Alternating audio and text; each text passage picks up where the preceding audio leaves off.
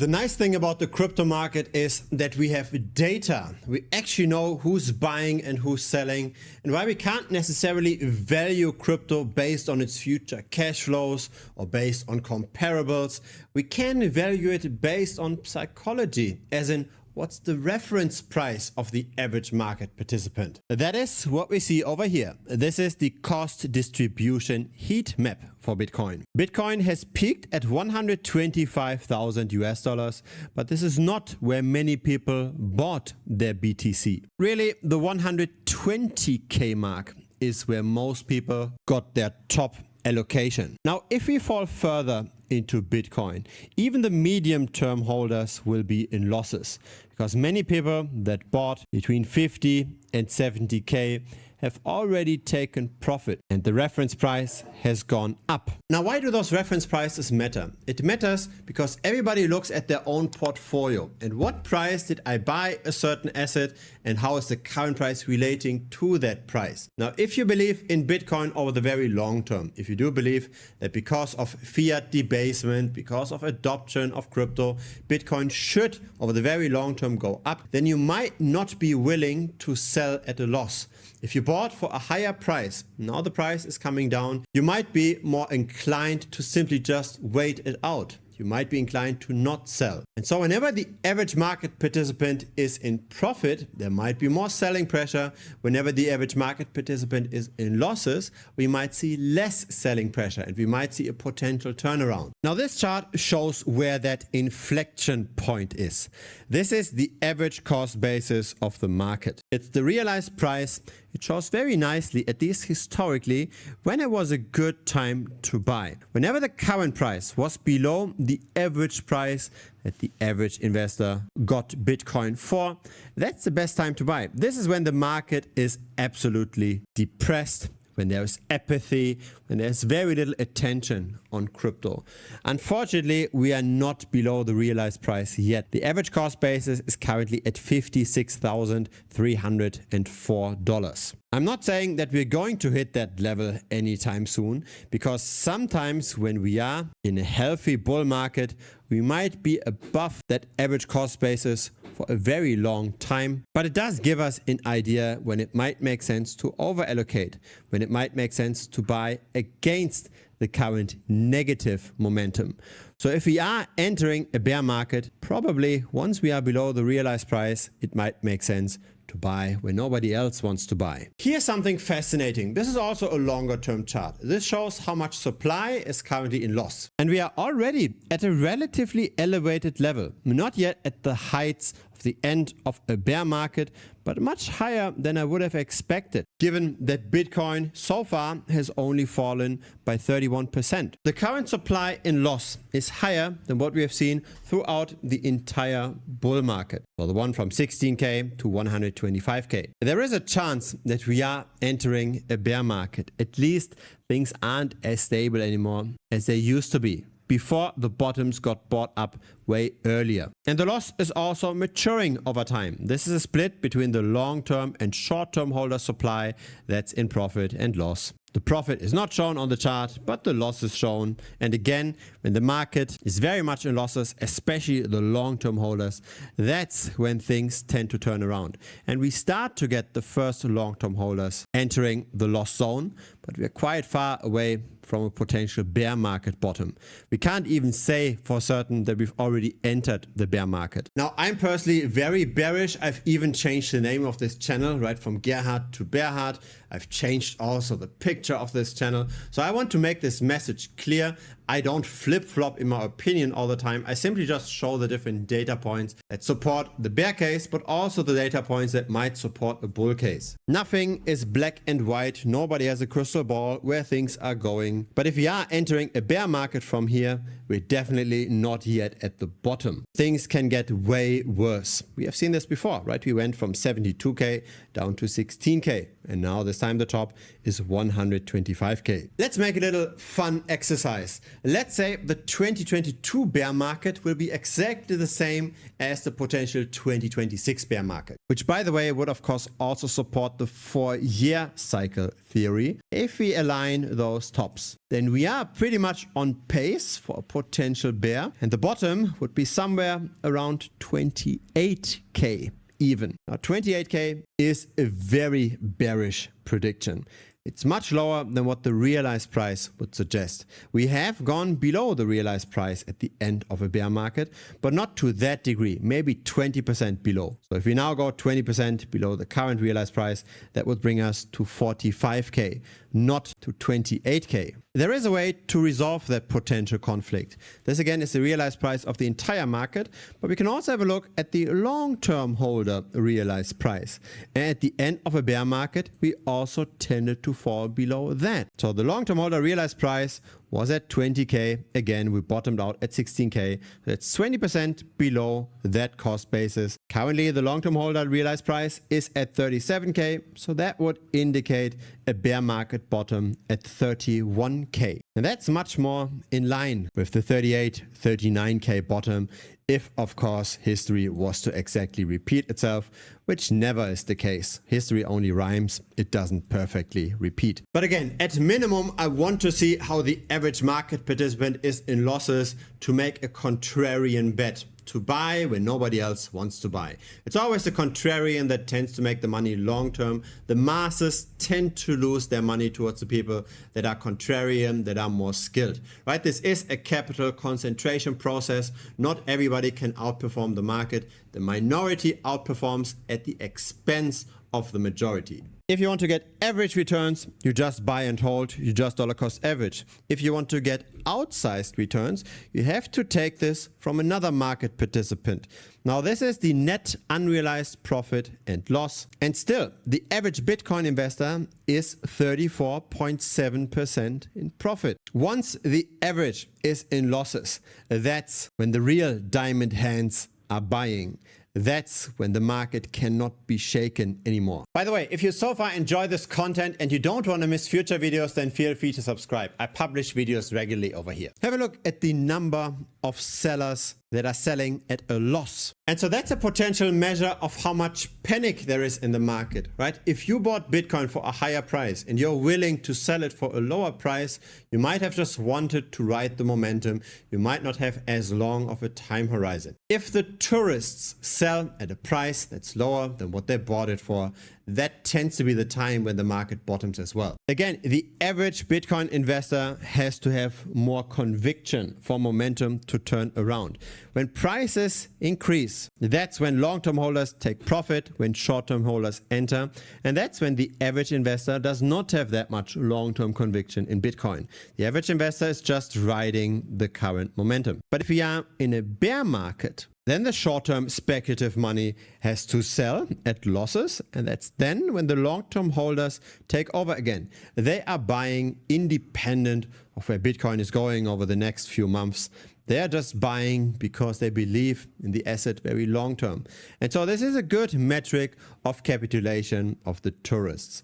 Interestingly enough, we do not see a lot of capitulation just yet. Again, another sign that if we enter a bear market, the losses might get way more severe. Isn't it interesting how few people realized their losses given that the price has already fallen by more than 30%? Now you might remember October 10th. This is when the flash crash happened, when the altcoin investor got completely wrecked, especially the traders that used leverage, that used the perpetual futures.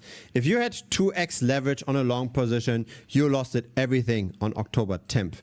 And then the market makers, they bought up this pricing inefficiency, right? No regular retail investor is going to buy the exact same hour to when an asset crashes like this. This is an hourly chart. This is a single candle here.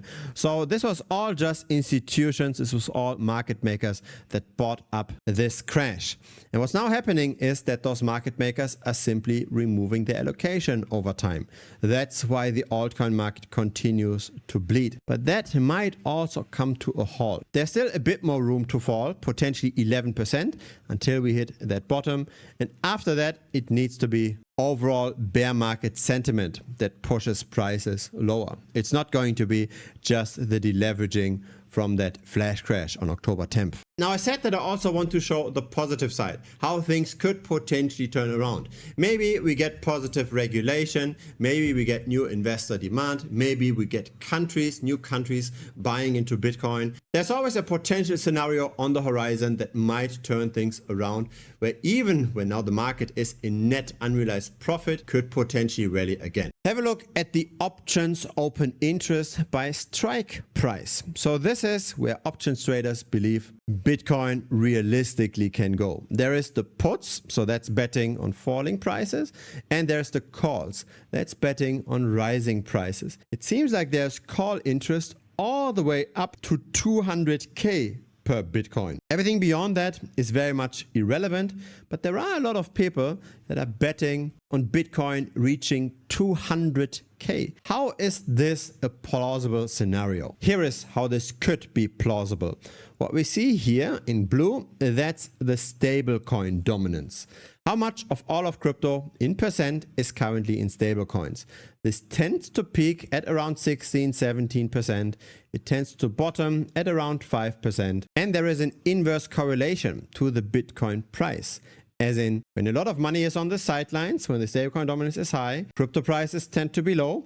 Whenever the stablecoin dominance is low, that's when crypto prices are high. So this is also true just on the micro, right? Just have a look at this. Those two lines move in exact opposite directions. And so where's the bullish scenario here? Have a look at the current stablecoin dominance of around 10%. Let's say the market was to suddenly get risk on again because of positive news, because of new investor excitement. If all of that money was to suddenly get deployed and the stablecoin dominance was to move from 10% all the way down to 5%. So we'd see this kind of deployment of all of that capital. How much would Bitcoin rise? The answer is that much here. If you overlay this price development to our current price level, then we are reaching the 200K. And this is maybe what those options traders are speculating on. So there is a scenario for Bitcoin to hit $200,000 without any additional money having to flow into the entire system. There's simply a lot of capital currently on the sidelines. Everybody is scared, but we don't necessarily need to see new retail investors or new purchases through ETFs. We don't need to see any new additional money coming in for the Bitcoin price to reach those levels. We have seen stablecoin dominance declines from 10% to 5% in the past. If we were to see the same kind of decline again, Bitcoin would reach close to 200K. Now, I don't know what could trigger that excitement. I don't know what could potentially turn this all around. There needs to be a good reason for this. There needs to be a good narrative. But if we were to turn around, the potential momentum to the upside can be very significant. Bitcoin would more than double from here. I don't think it's the most likely scenario, but it is one of many scenarios. 300K, 400K is very unlikely in the near term. 200K is possible. It's not likely, but it's definitely possible because we already do have that capital available in the ecosystem. There's a good chance that your portfolio unfortunately looks like this. There's a reason for that. The altcoin market got crushed this year, and it was all those influencers that get money from those projects to sell you those altcoins. That's why you are in losses. The fundamental problem is the conflict of interest. The influencers get money, they talk positively about a project, but they might not even invest in that project themselves. They maybe get a token allocation that they then afterwards sell. I've not seen a single influencer on YouTube that's actually willing to share their own data, that's willing to share how they are trading, how they are outperforming just buying and holding Bitcoin. Because obviously the vast majority of altcoins does not outperform Bitcoin. Now I try to be different on this channel. I don't just share my own data of my own trading. I'm getting into the ring, trade for the members of this channel, and everybody can participate. So in July of this year, we started a premium capital pool, and every annual subscriber of the community had the option to invest.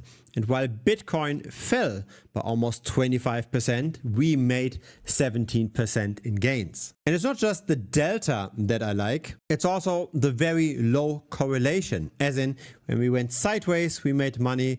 When we went down, we just lost a little bit. But in general, the strategy has very little correlation. It's very different to the general market where everything goes down, everything goes up at the same time. When prices are going up, it's not that hard to find winners. When prices are going down, it's much harder to generate profit. I want to share the data in a bit more detail. So the average depositor, by the way, we had several millions worth of deposits. The average member deposited 17.6K at the end of the 5-month period. That turned into 20.3K, so an average profit of 2.7K, which equates to 13.4%. Now, after a 10% fee, that ends up at 12%. Now, 13.4 is different to 17.3 that I showed over here. And that's because a lot of members first waited before depositing. They didn't enter on day one. They first wanted to see how some profit got generated. And because of that delayed exposure to that capital pool, the average return is lower compared to the return if you started on day one. But of course, the real number that matters more is the performance from the very beginning. If we then annualize this, we get to a value of 45% or 40% after fees. If you bought and held Bitcoin during that time, you lost. If you went into the capital pool, you won. If you measure your capital after that 5-month period in BTC, then you'd now have 1.51 BTC after fees. And so those are the kind of numbers I do not see any other influencer sharing, right? Most people just say, buy this token, or I called it right over here and I made it all correct over there. But really, when the rubber hits the road, when it's really about proving oneself against the market and potentially also showing this very transparently to a community, then very few people are willing to do this because it's hard to beat the market. It's much easier to just record videos, keep yapping, pretend to know everything. And while I'm not saying that I know everything, and while I do have bad trades as well, I am at least getting into the ring. I'm at least showing what I'm doing. I'm willing to share whatever success or failure I produce in the market. Now, this is just a test of 5 months. Here is my personal trading results over the last 5 years.